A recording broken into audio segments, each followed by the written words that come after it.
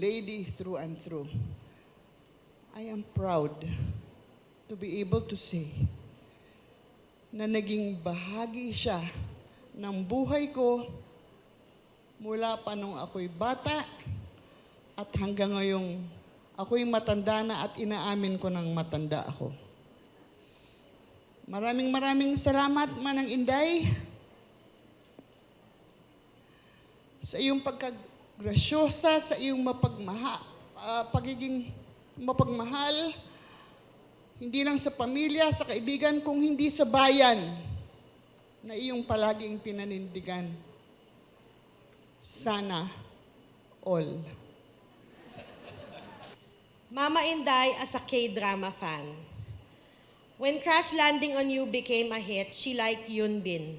And she started watching all of his shows until eventually researching about his personal life hanggang sa mga girlfriends nito at kung bakit sila nag-break. But Lee Min-ho was different. Ibang level yung pagka-fangirl ni Mama Inday dito.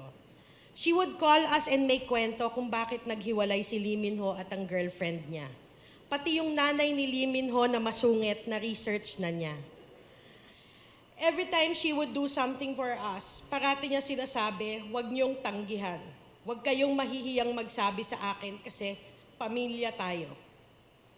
In her happiest times, she was there. In her darkest moments, she was always there. Lastly, our mom's relationship with her was never professional. It was always personal. She was Manang Inday's daughter and she is my mom's mother. My mom's greatest honor was not being known as Susan Roces' manager, but Susan Roces' best friend, ally, and closest confidant. Mama Inday,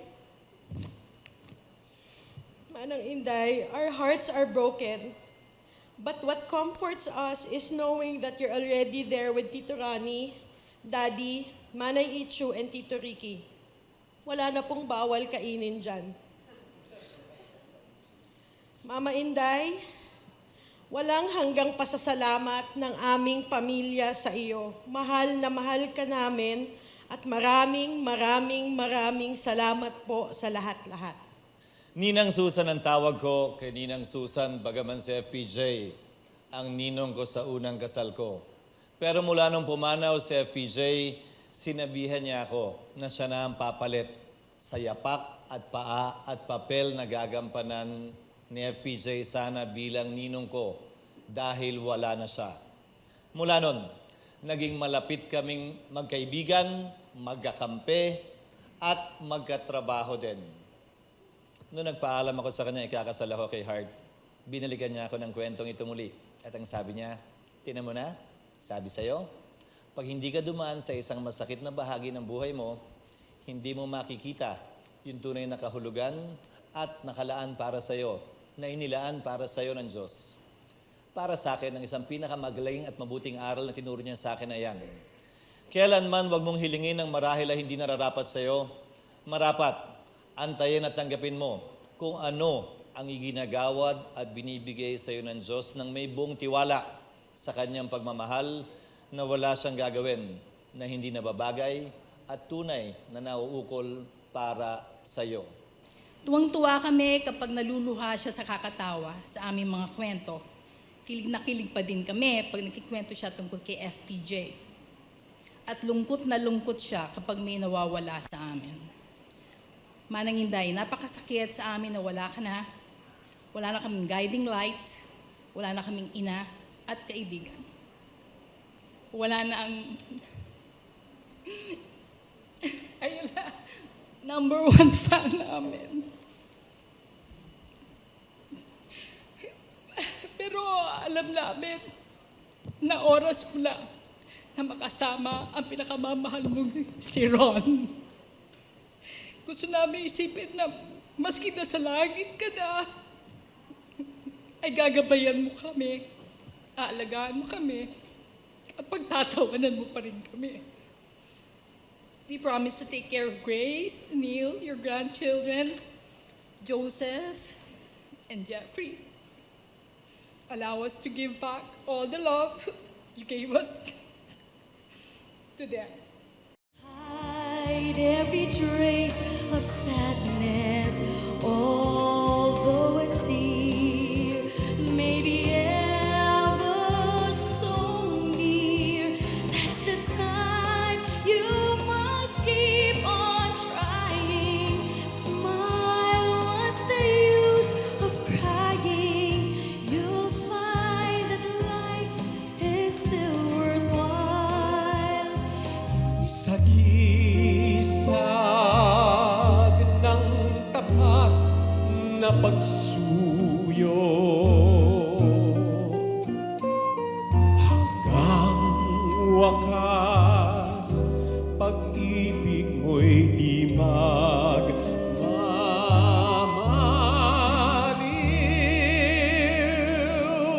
kahit mamatay man ikaw.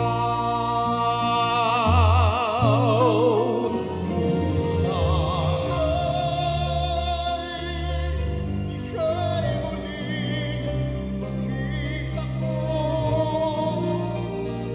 damhin ang tibok ng puso mo. Sana'y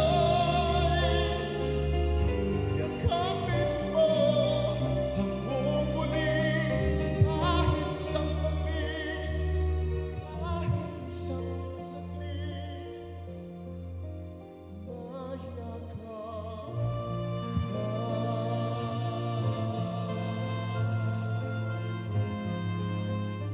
For those who know their own purpose, for those who know their own purpose in life, for those who know the meaning of their life, and this is the exact words, when you have a why to live for, you can bear almost anyhow.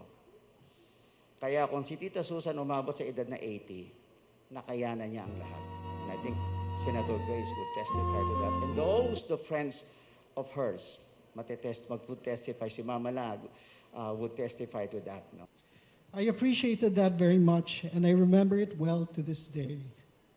She was different, fair, progressive, but never relinquished authority. I knew Grace would be just like that, and so I was right. Susan is remarkable. Many people know this. FPJ was head over heels in love with her, as she was with him. She fought as hard as FPJ to legally adopt Grace, a concept that was ahead of its time in Philippine courts at the time.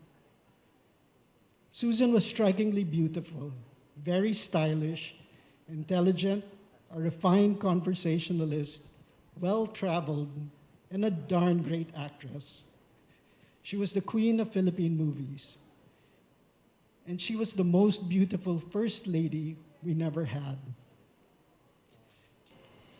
Sayang, my first art exhibit is in just 2 weeks, and she, who was probably more excited for it than I was, can't make it. Well, physically. She can't really leave me when we share the same name. Jesus with an A. Jesusa. Not Jessie, by the way. Some people called me Jessie. But I never really appreciated my name as much as I do now, knowing I was named after the person who touched so many people's hearts, including my own. Even if I'll never reach your level, Mama Susan, I promise to not take my name lightly. I will hold my head high and treat everyone with dignity, just like you did. Your name's in good hands, by the way, don't worry. I love you, and I'll see you again. Papa Ronnie and I were playing the piano one day, and for some reason, nagalit ako sa kanya. Maybe it's because he played the wrong note, or my momentum was destroyed, but he told Mama Susan, and when she found out, she went after me. She was so angry, I believe disappointed, but at that time as a kid, I was so scared. I ran to my bathroom, shut the door, locked it, and she was knocking and knocking and knocking and saying, Hannah, come out, you have to apologize to your lolo. I wanted to share that experience because it shows that she will really stand up for you, no matter how big or seemingly insignificant it may be. And it really teaches you a thing or two. I am blessed to have had such a strong role model and mentor like Mama Susan, and even more blessed to have shared her with all of you. Preparing this speech really gave me a chance to reflect on how much her cuentos, experiences, and presence have molded me into the person I am today. And until now, she's still teaching me lessons. She taught and reminded me to cherish and make the most out of the time we have with our family and loved ones, and most importantly, to always fix my posture and keep my back straight. I love you, Mama Susan, and will always be missing you. So by the time I was 14, there was this one time, I remember we had a family gathering and we were out in the back of the lanai and she was making cuento again, the story of Mickey Mouse. And I said, yeah, I know that na, Mama Susan. And she's like, ay, you know it na pala. And I remember my mom talking to me after saying, why were you so masungit? Now, the third time I got called to the house, it was for my love life naman. So she told me, think about who you'll end up with. And I was like, oh, here we go. Dahil siyang magiging nanay ng mga anak mo. Isipin mo mabuti. Kasi kung puro sexy lang yan, anong sasabihin ng mga classmates ng anak mo? So, and that wasn't even the funniest part. The funniest part was she paused for a second and then she said, well, I don't know. Iba naman yung generation mo. Siguro if I was that young and had that body, maybe I would. And then she paused. But then again, that's not what we were taught. In true Sampaguita fashion. The time came na meron siyang iPad, binigyan namin siya, tapos all of a sudden, wala siyang ginawa kung hindi mag-iPad, mag-games. So, pag aalis ako ng bahay, magpapaalam ako, sisilipin ko siya, so naglalaro siya. So, ngiti lang siya, naglalaro lang ako, okay. Tapos, after a few hours, uuwi na ako. Naglalaro pa rin siya. Napapatawa na lang siya. Masaya eh. So, ganun siyang klaseng parang she's disciplinarian, but she also has this light side. So, during the last few moments of Mama Inday in the ICU, what I could remember was, so medyo hindi na magandang lagay and we were allowed to go in, and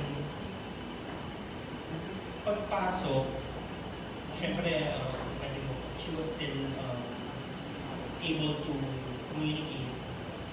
Pagpasok, syempre, hinawakan ko yung kamay niya. Tapos,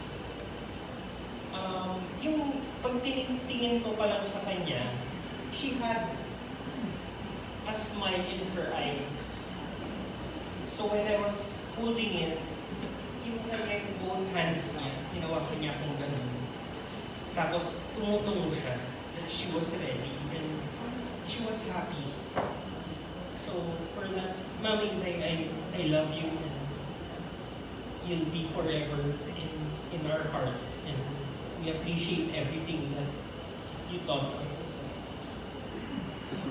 So those things were what my tita saw as kahit na ganun kahirap yung mga nangyayari sa buhay nila. Pag isang miracle, my lola could pull it off that they were happy. Then after sabihin niya yung kwentong mo, my tita said, pinakamagaling talaga ang nanay. But I stopped her and said, no, pinakamagaling ang nanay.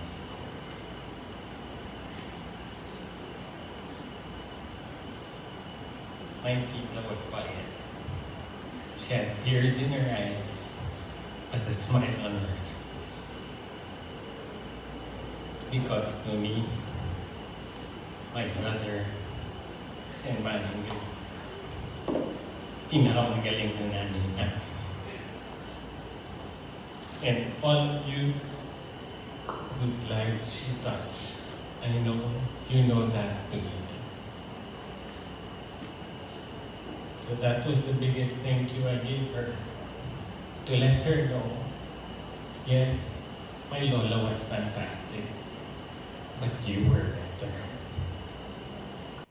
I've been putting the feelings of other people before my own ever since. I'm already 80 years old. I'm ready. This time, I will think of me. And I really think she deserves that. So, moms, for now, I'll say goodbye. I will just say that in my heart, you will be the woman that I most admire, and you will be the woman that I am most scared of. If in the past, I keep telling people, the helpers or my staff, please don't tell my mom that I have a hearing today that will be televised, because for sure she will call me and give me tips about what I said or how I look or what's the best camera angle for me. But now, you're not there anymore physically, but it's even more scary because I know you're around. So even in my thoughts, you'll be present. So ladies and gentlemen, I would like to thank the woman who I owe everything to. And to many of you, she shared with you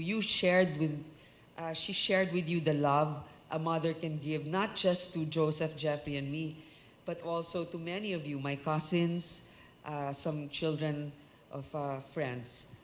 So, muli sa inyong lahat, maraming salamat, at higit sa lahat sa aking nanay. Moms, please help me always stay true to myself and remind me if I'm already taking the wrong path or forgetting what you've taught me. There's nothing I want more than to make you and Papa proud. So good night till we meet again, moms. I love you.